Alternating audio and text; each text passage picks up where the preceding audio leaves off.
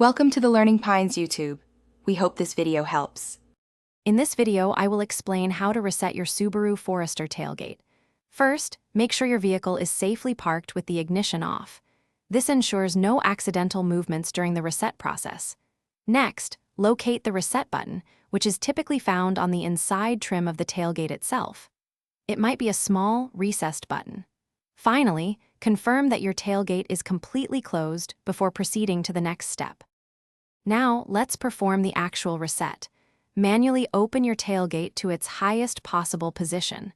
Once it's fully open, press and hold the reset button you located earlier. Keep holding it down for approximately 3 seconds. You should hear a distinct beep or a series of beeps, indicating that the reset process has begun. Release the button immediately after hearing this sound. After the reset, you can set a new custom open height for your tailgate. Manually move the tailgate to the exact height you desire. Once it's in position, press and hold the reset button again. This time, keep holding it until you hear 2 quick beeps.